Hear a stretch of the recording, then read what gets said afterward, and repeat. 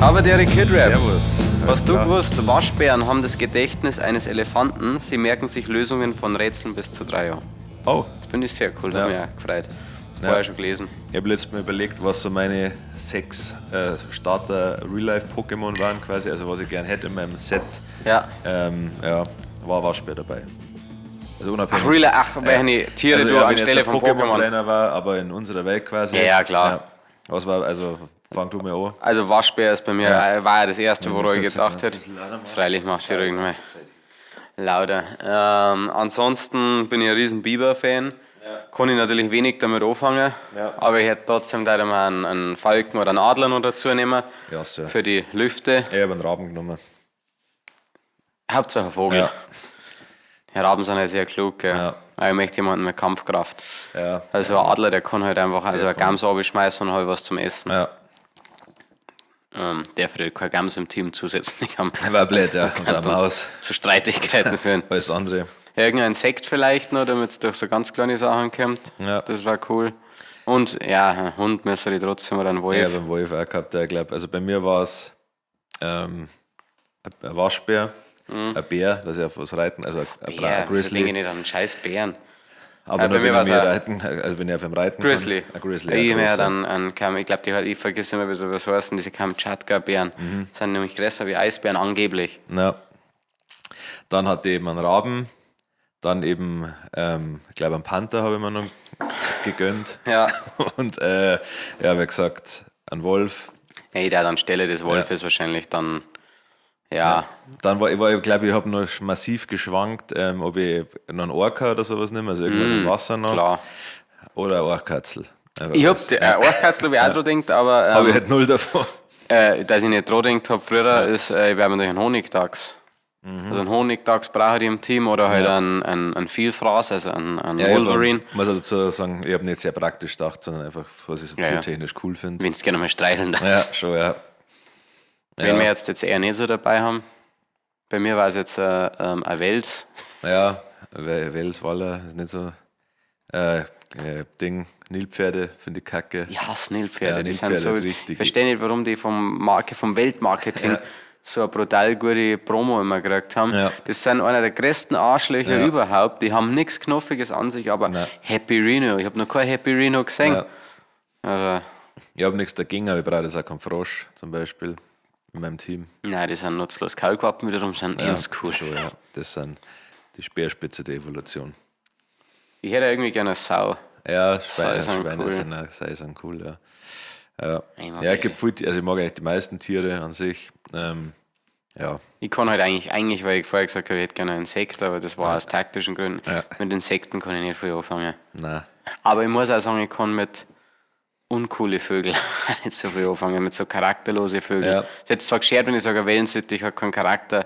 Vielleicht habe ich nur die falschen kennengelernt. Nein, ich war jetzt eine Zeit lang, sind mir viele Vogelvideos gezeigt worden, aber hauptsächlich halt von so Aras und Ja, sowas. die sind spitze. Und auch Wellensittiche, glaube ich auch, und die ist halt sau lustig, wenn die halt irgendwas nachpfeifen oder sowas. Ja, okay. Oder wenn's, also vor allem die Aras, wenn sie dann in eine Federn aufstellen und so am Rocklöttel tanzen. Ja, das ist ja, habe ich letztens auch gesehen. Jetzt hast du die zwei nebeneinander gesehen.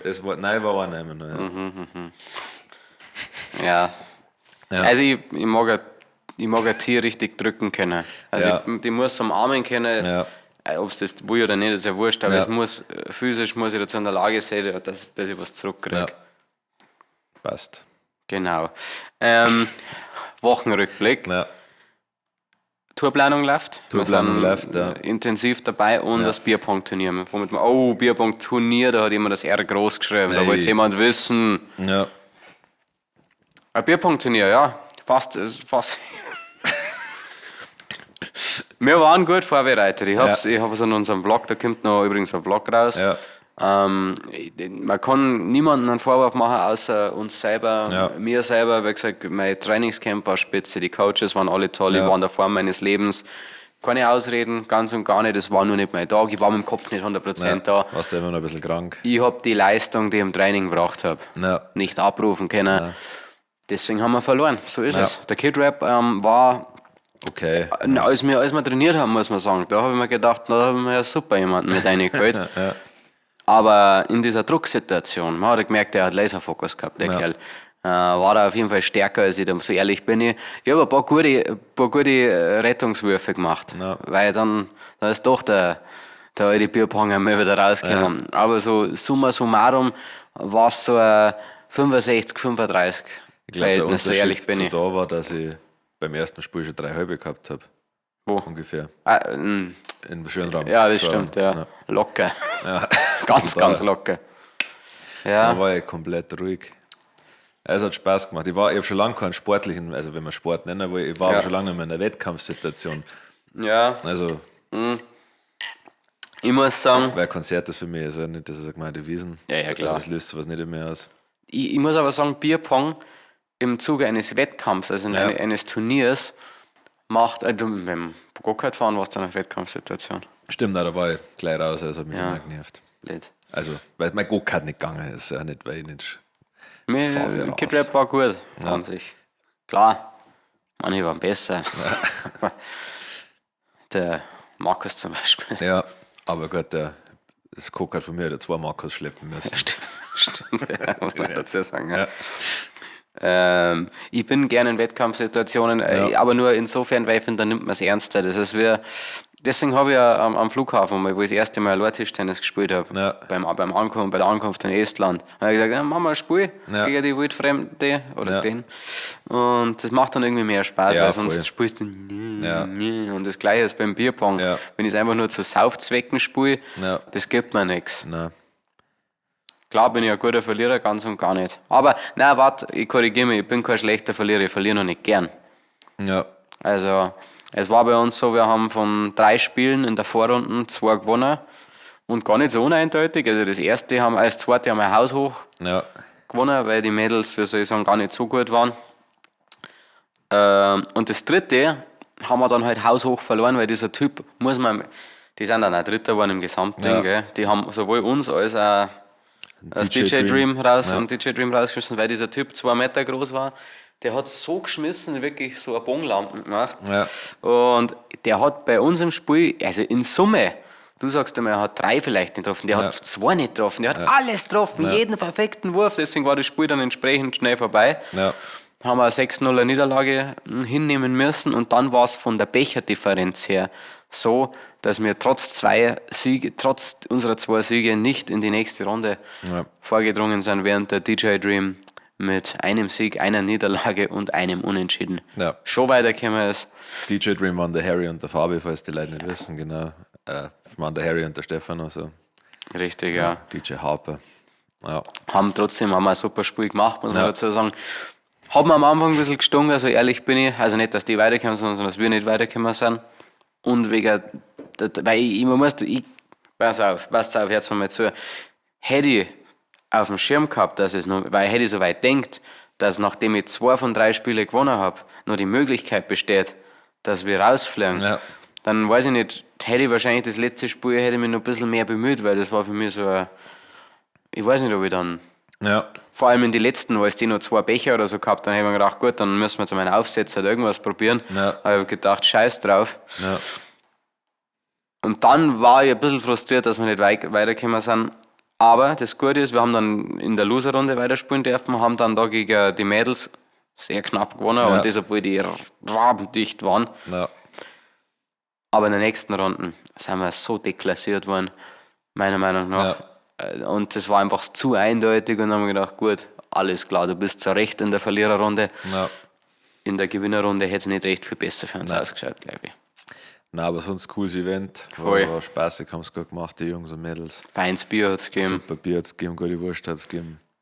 Weißt du noch, wie die Metzgerei heißt, dass wir da ein bisschen Werbung machen können? Nein, wir müssen auf der Karte nachschauen, aber ja, der Harry und ich haben einen kleinen Talk gehabt mit dem Metzger und ja, ich glaube, es ist viel zu lang gegangen. Ich glaube, wir haben locker 20 Minuten mit dem Typ geredet. Ja. Während ich moderiert habe. Ja. Also das Finale habe ich nicht mitgekriegt. Ich schon. Ja. Ja, ich habe aber auch erst im letzten Moment mitgekriegt, dass da jetzt Finale ist und sowas. Und dass sie auf der Bühne das extra dafür eine Bühne aufgebaut haben, finde ich auch stark. Ja. Das ist gar nicht so wenig Arbeit, so eine Bühne aufzubauen. Nein, so nervig. Vor allem das Spiel hat auch nur 10 Minuten gedauert. Schon? Nicht dauern alle, oder 15 Minuten. Ah ja. Und ich glaube, dadurch, dass die auch recht gut waren, war es entsprechend schnell vorbei. Ja, nein, jederzeit wieder. Ja. 100 Teams, das ist schon krass, einfach 200 Leute, die sich zum Bierpong-Spielen treffen. Ich finde, die wirkt dann gar nicht so viel in der Nein. Riesenhalle, gell, aber... Das nächste findet scheinbar dann direkt in der Brauerei statt. Echt, okay? Ich weiß zwar nicht wo, Ja, vielleicht im Hof drin, oder? weil die kennen ja nicht im Hof draußen. Bei dem Wetterchen. Ach so, oder in der Halle halt. Also da, wo die Tragel sind. Ja. Aber die können die Tragel nicht alle so wegstehen. Naja, Mensch, schon mal. müssen sie machen dann. Ja. Ja, ansonsten Tourplanung, wo stehen wir? Wir haben jetzt zwei Bandproben gehabt, haben der Mike und der Hirs haben sich ein bisschen eingegroovt, der $1 Million Hirs. Und Waren auch gut top vorbereitet, merkt man einfach, da ist Erfahrung da. Haben schon Vorschläge gehabt für die Songs, was können wir machen. Und jetzt haben wir das ganze Konzept von der Tour, was so passieren wird, was ist der Rahmen, weil wir stellen uns ja selten auf die Bühne wie alle anderen Bands und spielen einfach nur unseren Scheiß, sondern es gibt ja meistens eine kleine Geschichte, einen roten Faden, verzichten meistens auf ein Tourwortspiel im Namen. Leider, ja. Achso, auf ein Tourwortspiel, ja. Ja. Ja. Ja. Und da sind wir jetzt. Wird sehr witzig, glaube ich, wird Spaß machen. Outfits werden cool sein. Wir haben sie denn die Tickets für unsere erste Show verkauft? Ah, das ist ausverkauft. Okay. Und zwar 3 Wochen bevor wir an den Start gingen. Also Aha. fast wie Taylor Swift. Gibt es da noch was an der Abendkasse? Nein, Stimmt, nicht. weil Ausverkauft ist er. alles ausverkauft ist. Ja.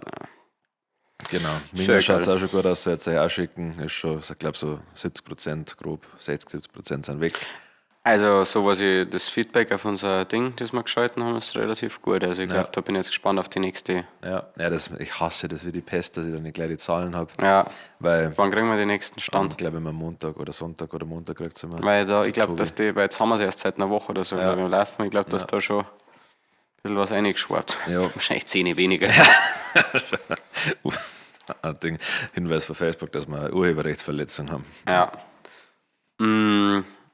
Wir haben eigentlich was Cooles geplant gehabt für nächstes Jahr, das muss ich noch merken. Wir wollten in der Muffat-Halle, oder? Ja, War das? haben wir mal angefragt. Wo haben wir mal angefragt, ganz vorsichtig. Ja. Da wir gern spielen. Danke. Aber wir passen nicht ins Konzept leider. Wie so oft, ja. Schade. Vor allem, wenn man dann bedenkt, dass die 257ers mit Menas Moos gemeinsam da gespielt haben, Ja. ist es so, dass unsere Musik offensichtlich nicht in den Rahmen passt. Ja. Ist schade, ich verstehe es komplett. Ja. Kann man nichts machen. Kann man nichts machen, nicht mehr sportlich. Ja, nein. Muffathalle, ja. Kann ich halt auch nie wieder zum Event jetzt da hingehen. Das Prinzip nicht. Ne? Und die Karten fehlen halt dann Ja. im Endeffekt. Da Viel Spaß. profitiert jetzt keiner mehr davon. Da werde ich jetzt mit Nina Chuba rufen, weil die spielt da, hat es ausverkauft, sage ich, Nina, wir dürfen da nicht spielen.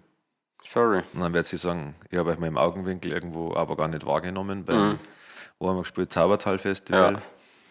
Und dann sage ich, hey, ich war in deinem TikTok.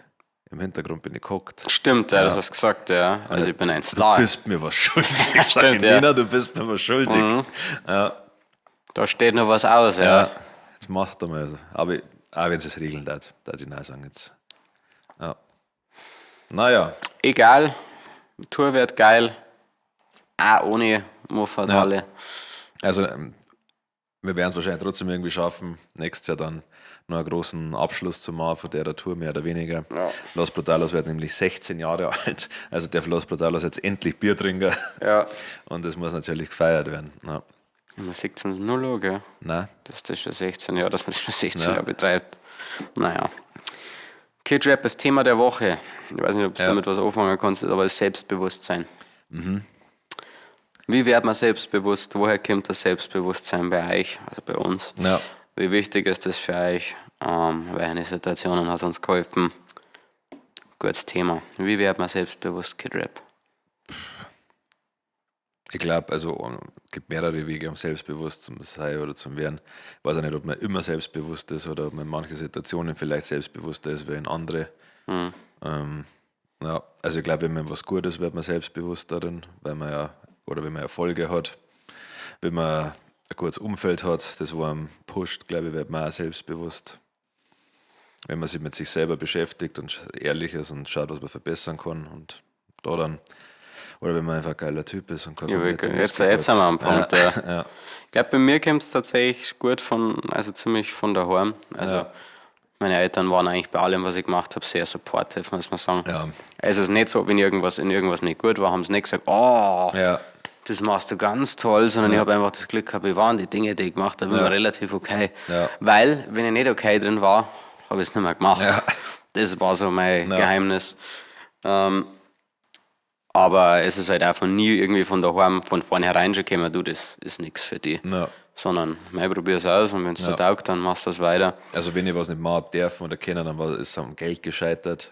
Ja. Aber sonst, also meine Mama hat ja immer geschaut, hat mich immer supportet. Also bevor kann ich auch sagen, hey, jetzt bist 25, ich möchte nicht mehr was anderes arbeiten. Ja. Aber da kommt gar nichts nach.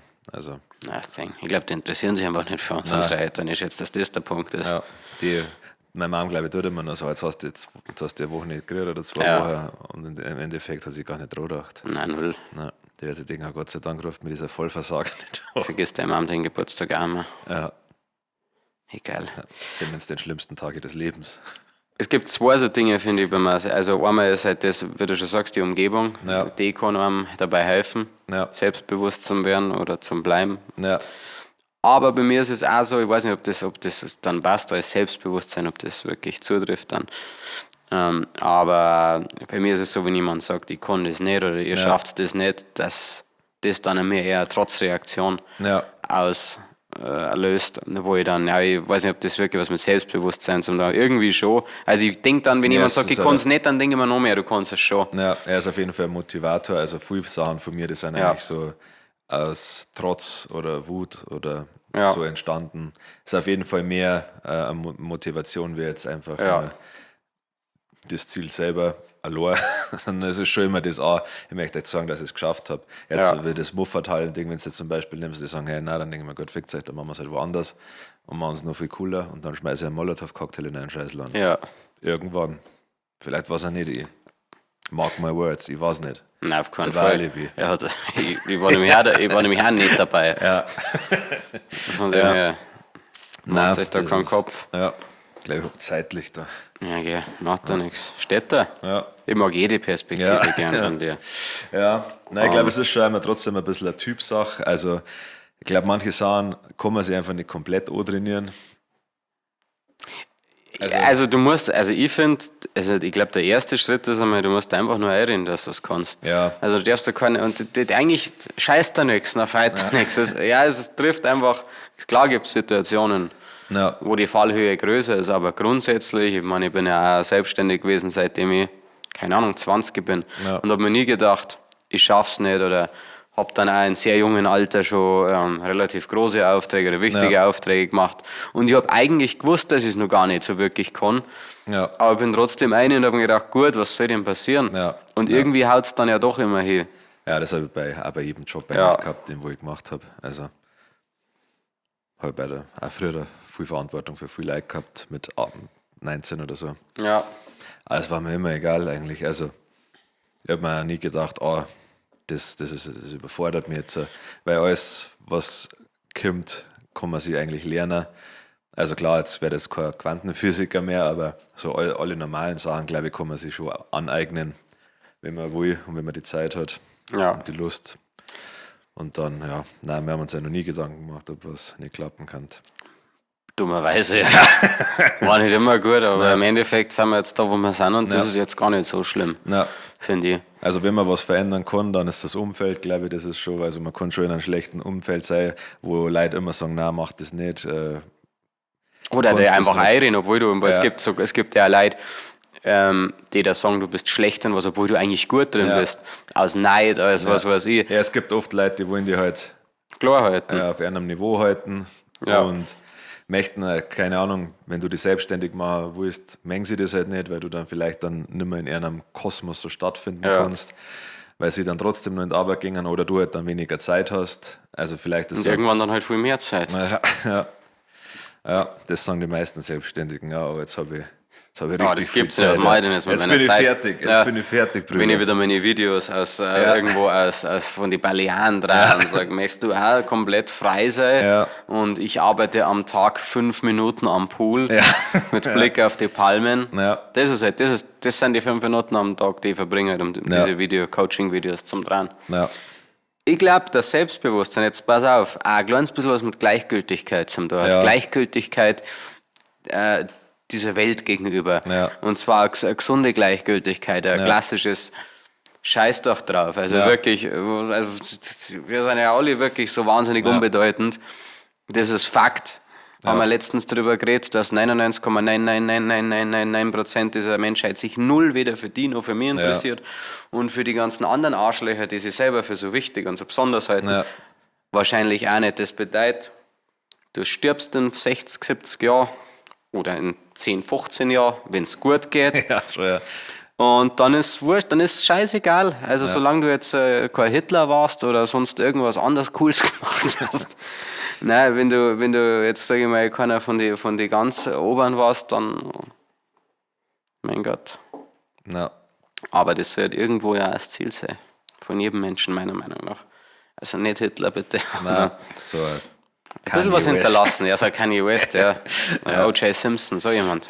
Ja. Die coolen Brays. CR7. Ja. Ja. Ist Selbstbewusstsein wichtig für dich? Ja, schon. Also ich glaube, man kann das nicht machen, was wir machen, wenn wir nicht selbstbewusst waren. Also ich meine, Selbstbewusstsein heißt ja nicht, dass wir nichts von dem hinterfragen, was wir machen, aber ich glaube, ich hinterfrage schon weniger als andere Leute.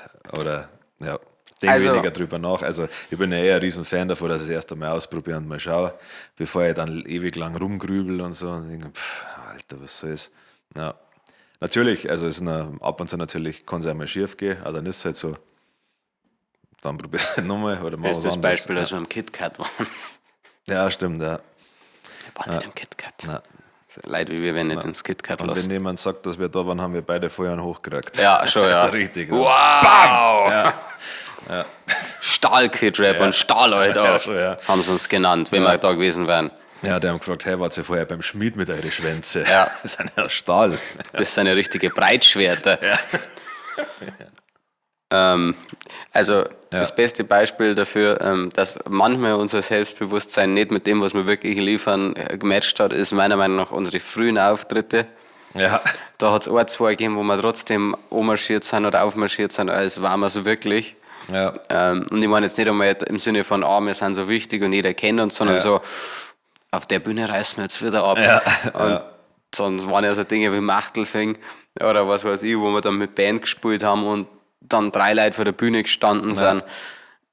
Ja, wir halt unsere, aber... Ja, man muss aber dazu sagen, dass da auch die manchmal ist ja Erfahrung ein Dämpfer und da hat man noch nicht viel Shows gespielt. Und da haben wir gedacht, so, ja gut, im Internet funktioniert es ein bisschen, jetzt die werden ausflippen, wenn wir kommen. fest, meine Freunde, jetzt kommen wir und wir haben uns immer was überlegt, das ist ja nicht, dass wir unvorbereitet gekommen sind. Und ja, und dann spielst du halt 4-mal Bierzeit-Party, weil sonst nirgendwo mitmachen. Ganz genau. Ja. Ja, das beantwortet auch die nächste Frage. In welcher Situation hat es euch vor allem geholfen?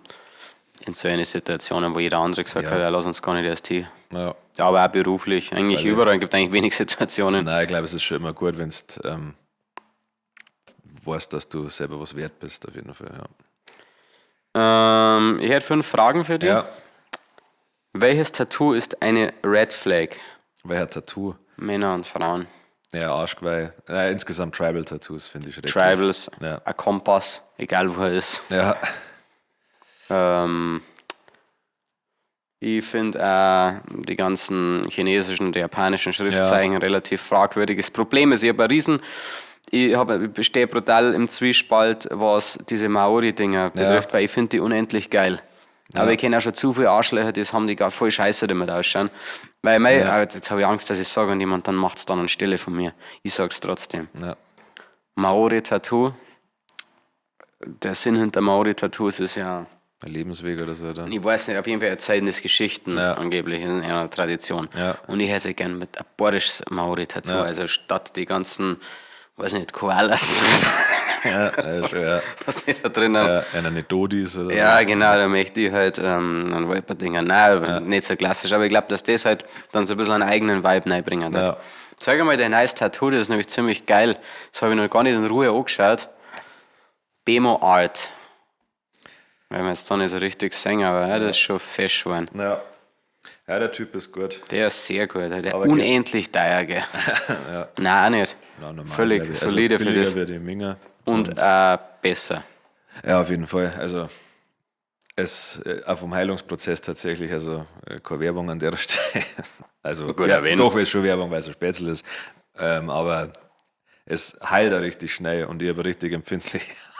Bis jetzt trotzdem. Also Ich find's cool. Richtig Telesale. So Nein. Der Heilungsprozess, Das der ist war Wahnsinn. super. Oh, Wow. lass mal sehen. Ja, nein, das war. Wow, wann warst du denn beim Tätowieren? Erst gestern. Oh mein Gott. Wo ist die Folie? Meine Haut ist besser wie vorher. Und ich fühle mich so vital. Bemo Art. Ja. Nein, ja, wie gesagt. Und es ist auch angenehm. Also, ich war vorher immer in Minga beim Tattoo-Studio. Also immer zweimal davor und dann mal Lotze. Aber die haben immer nur Gasttätowierer da und irgendwie finde ich das unsexy. Also, Ja, schon. Die waren okay. Das waren Ich auch- brauche einen festen Ansprechpartner. ja, aber es waren auch Ukrainer und die haben nur Englisch geredet und irgendwie, ja, ist das, also die haben mir das 836 da tätowiert und das ist halt schief. Und halt auch echt ziemlich also dick, oder? Also weißt du, Ja. was ich meine? Ich meine nicht nur mehr die Ja, Buchstaben, das sondern kann- irgendwie stehen ja. so weit aus der Nein, Haut das raus. das sind Narben, also das ist einfach Narben. Ja, genau, weil er halt so weit reingestochen hat. Ja, und das ist halt nicht korrekt. Das ist auch was der BMO angemerkt hat, das ist halt bei ihm nicht, also in keinster Weise. Ja. Also das, was wir auf Malotze gemacht haben, das ist kein Scherz, wenn es weh umschlägt, tut das weh. Was, echt? Ich spüre das ganz oft. Ja, Aber ich habe auch sehr empfindliche Haut, Ja. deswegen, ja. Mei, sonst, ich bin tattoo-technisch eigentlich relativ offen. Also es gibt viele coole Styles, die wo ich nicht mehr hat. Ich finde diese japanischen Fisch, wo die Yakuza haben, auch wenn es farbig sind, das finde ich ganz cool. Insgesamt die ganze Latino-Gangster-Scheiße. ich finde halt eher die farbigen, also vor allem wenn es dann so rot-blau mischt oder so, das finde ich immer recht heftig, finde ich echt schlimm. Meistens, aber Ja. oft mit Tattoos ist, wenn du mehr hast, Ja. wie mit dieser Wand. Ja, Wie mit, genau, das ist ja. so das Irish Pub Ja. Ding, der Maximalismus ist es ab einem gewissen Punkt, ist es scheißegal, wie viele Tattoos du hast. Oder was für Tattoos du hast, solange es voll Ja. ist damit. Ja, gibt es ja ein paar beim, keine Ahnung, der MGK zum Beispiel, der extrem viel Tattoos hat. Der Yellow Wolf. Yellow Wolf oder Bones und Jizzes. Bones and So die Jizzes. einzelnen teilweise anschaust, sind die echt richtig hässlich, die Tattoos. Kiste. Ja, der hat keine Zusammenhängen gehabt. Aber insgesamt schaut es schon schaut's nice das aus. funktioniert. Ja, sonst, ich weiß gar nicht, ja, nein, das war's glaube ich, sonst ist mir alles egal. Tribals ist halt nicht in unserer Generation. Die Sophie kommt da nicht wieder. Ja. Also, kommt das überhaupt her? Ich glaube nicht, war früher so Techno-Atzen, waren das oder einfach. Das ist schlimm. Ja. Was ist das Langweiligste an uns? Das Also jetzt Langweiligste. an dir speziell. Gibt viel langweilige Sachen wahrscheinlich. Ich würde sagen immer nur die Sonnenseiten. Nein. Also ich hab die ein oder andere relativ langweilige Sportart betrieben, wie Badminton. Also das ist auf jeden Fall eines der uncoolsten Dinge, die ich mache.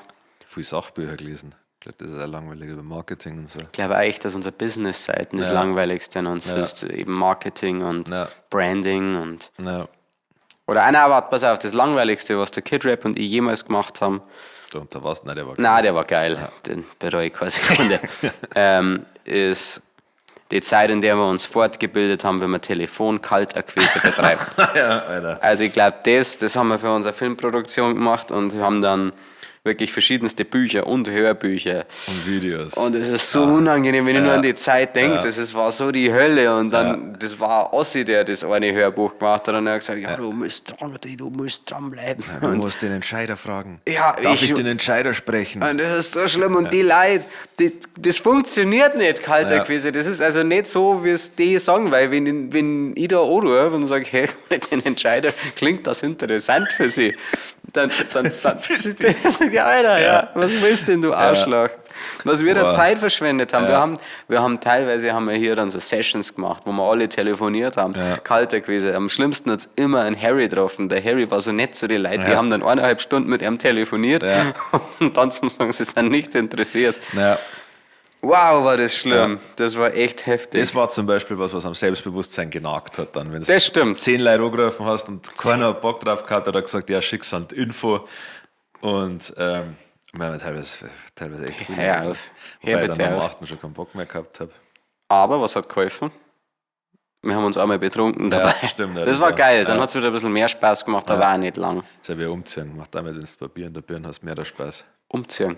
Also wenn du jemanden umziehen hilfst. Und dann Umzug. fangst du in der Früh so an, denkst, das ist ein richtiger Scheißtag. Dann gibt es um 10 Uhr Mittag so schöne Leberkäse oder irgendwas vom Metzger und schön ein Bierchen. Und so. Denkst, Aber jetzt müssen wir weitermachen, oder? Und dann trinkst du noch eine und dann Abfahrt. Und dann wird hier die Couch, dann nehme ich die so.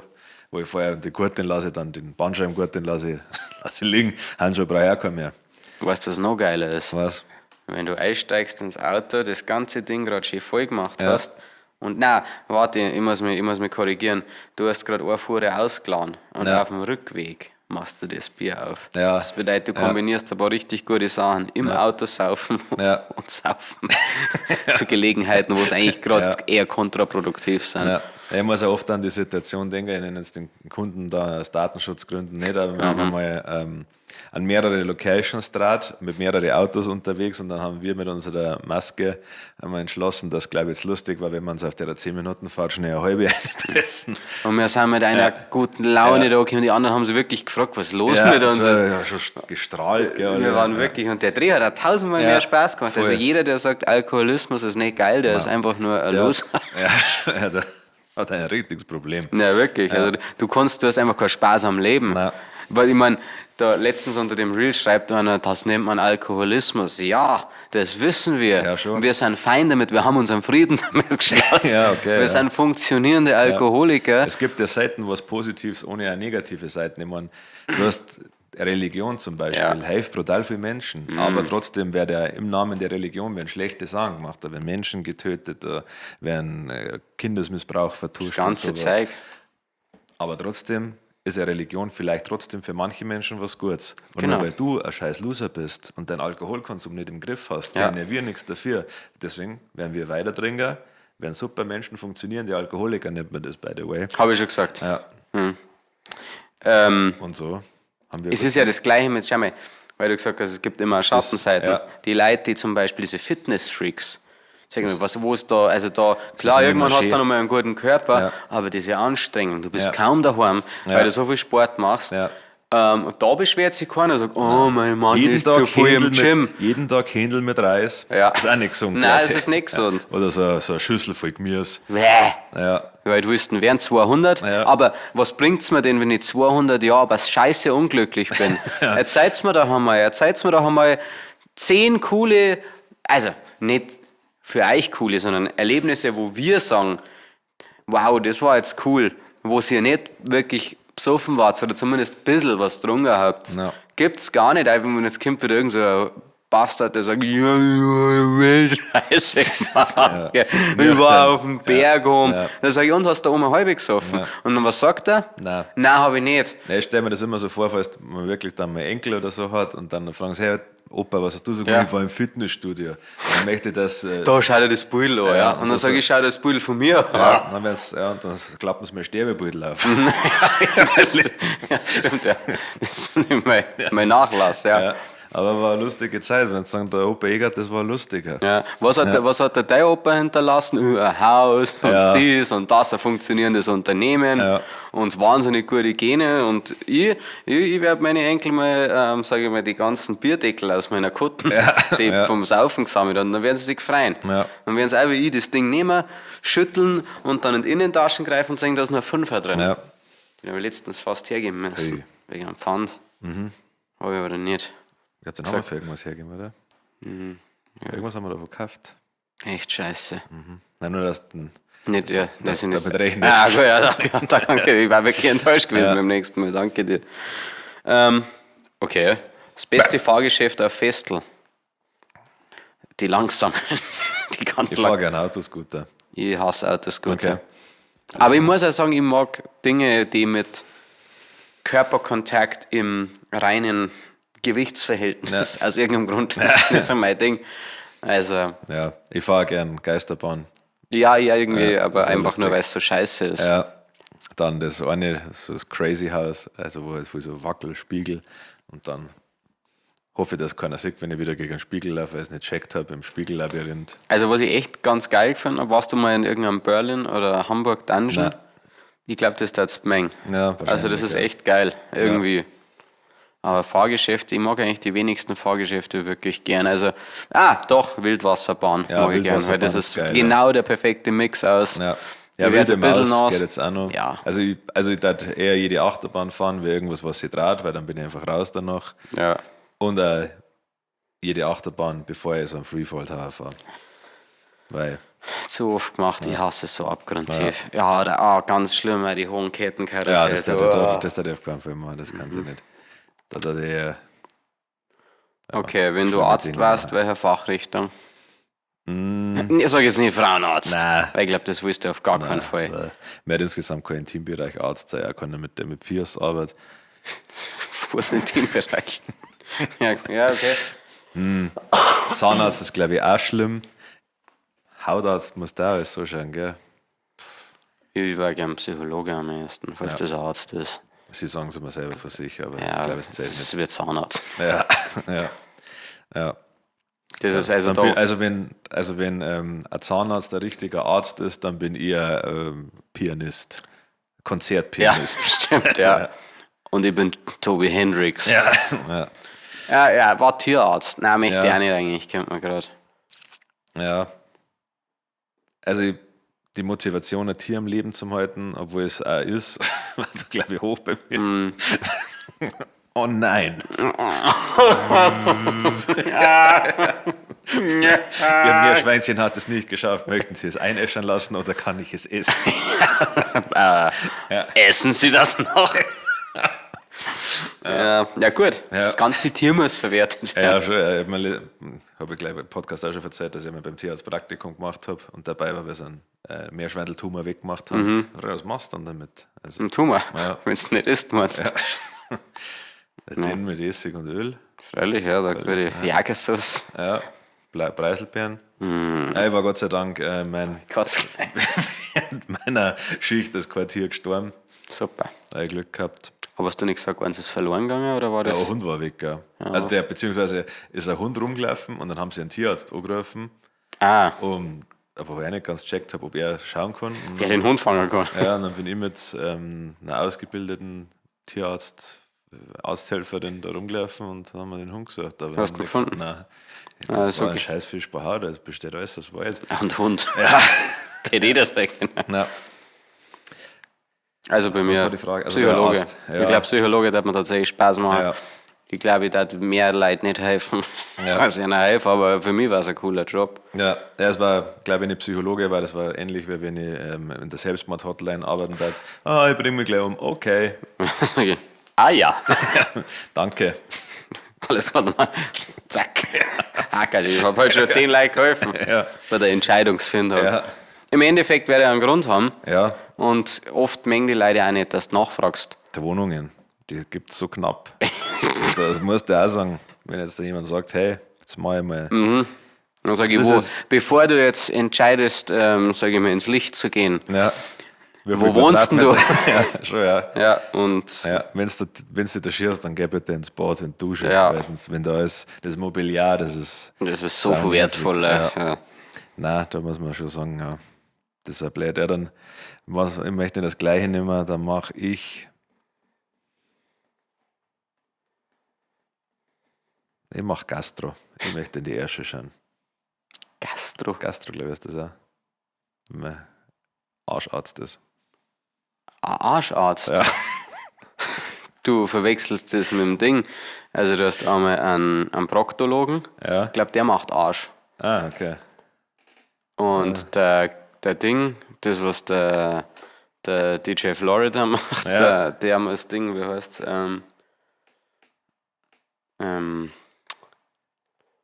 fuck, Was bin ich jetzt dumm? Gastroenterologie ist Magen-Darm-Spezialist. Magen-Darm, okay. Und was macht der Proktologe?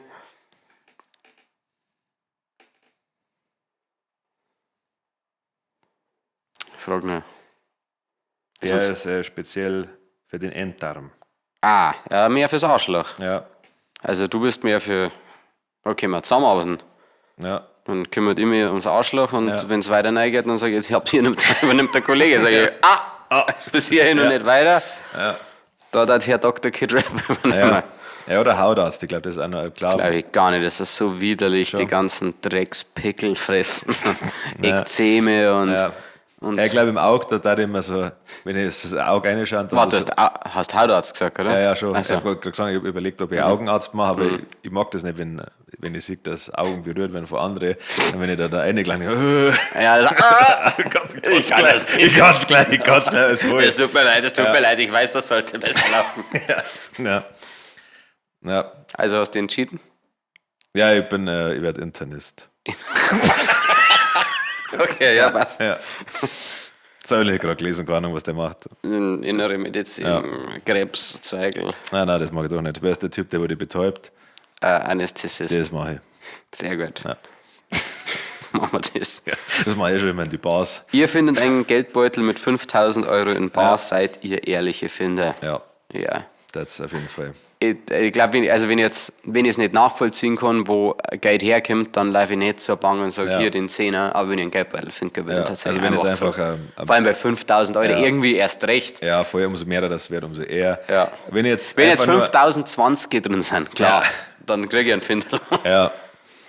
Hat sich bei mir, also ich habe schon ein paar Mal was abgegeben oder so, hat sich noch nie gelohnt. Rechnet ja aber irgendwie nicht. Nein, das nicht, aber normalerweise gibt es ja einen Finderlohn in der Theorie, hat noch nie jemand gemacht. Ja.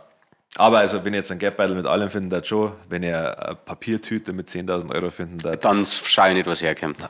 Überhaupt gar nicht. dann geht es nämlich zu meinem Dealer und dann direkt da eine. Genau. Und dann ganz viel schauen wir es mit dem Mund. Sag ich, ja, machst das direkt aus diesen 5.000 Euro, kannst du das häckseln und da ist was unten aus. Ansonsten kaufe ich, was immer du in deiner Tasche hast. Egal was es ist, wirklich scheißegal und ich jag's mir dann rein, egal ob man es dann reinjagt oder nicht. Das würde ich nicht. Ja, ist schon okay. Das war mein Sandwich. Ja, das hätte ich zum Ding werden, zum Staubsauger vor die Teletubbies. Ja, zum Nono. Ja, hilft nix. Ja. Fan der Woche. Woche. Oh. Ganz klar. Ja. Ich weiß nicht, ob es schon mal war, aber ja. Ja, der Herr Wechselberger hat uns mega geile, absolut mega geile, ich habe meinen gerade nicht dran, ich habe daheim an meinen anderen Hosen Gürtel gemacht. Wir blenden ein Foto ein, weil wir haben ein Foto gemacht. Ja. Alter, das sind richtig massive Gürtelschneiden, ja, mit unserem eigenen Logo. So krass. Gemacht. Das ist so scheiß viel Arbeit, glaube ich. Und er hat uns sogar noch einfach Gürtel mitgenommen. Also er kannte uns ja die einfach hinwechseln und gemacht. Aber er hat uns einen Gürtel hier da und ich habe sogar einen richtigen Ledergürtel gekriegt, einen richtig gescheiten. Ich weiß nicht wo. Siehst du den oder wie? Toll Ding eigentlich. Also die Ding hängt drüben, gell? Also die Titten ist drüben. Ach, du meinst das Teil? Ja, haben wir das an der Wand gehängt? Ja, wir haben gerade umgebaut, deswegen. Ja. Weiß nicht, wo es ist. Der hat uns schon mal was geschmiedet. Ja, Allgemein waren wir da ein paar 40. Hast du das? Hoppala. Naja, mein Gott, dann machen wir es zeigen wir beim nächsten Mal. Allgemein waren wir mit einer guten Blasen unterwegs. Ja, nur nette Leute. Und er hat uns unseren Kameramann und Azubi, einen Tom, sehr glücklich gemacht, weil er mit seinem Auto fahren hat lassen. Ja. Ich weiß nicht mehr, was für das war. M2. Ein M2, ja. Dann frage ich mich, wo hat der Andreas einen M2 her, gell? Wahrscheinlich, weil er so gut schwarzen kann. Wahrscheinlich, ja. Secret-Tipp. Ich habe einen Secret-Tipp für euch. Den Tipp habe ich schon mal geheimerweise vom Kid Rap gekriegt. Und ich bin süchtig. Schaut euch Mobland an. Ja. Mobland, Serie, Amazon Prime. Tom Hardy. Paramount Plus Abo. Brauchst du? Ja. Sicher. Ja, das zahlen wir gerade. Weiß ich. Ja. Aber ich gehe einfach auf Amazon Prime und da ist es. Ja, weil ich das. Beides, okay. Ja, weil ich den Zusatzding gekauft habe. Ja. Also du hast ihn gekauft. Firma, ja, eben bestellt. Ja. Falls jemand ein paar Audible-Guthaben braucht, der Kid Rap hat seit 3 Jahren vergessen zu kündigen, wir haben ein bisschen was übrig. Ja. Also wirklich, Tom Hardy, Pierce Brosnan, Helen Mirren, der Typ von... Der Base von Hooligans. So Tommy Hatcher. So ein geiler Cast und so eine geile Story. Also ich war lange nicht mehr so begeistert in einer kurzen Zeit von irgendwas. Richtig gute Dialoge. Ja. Bisschen britischer Humor.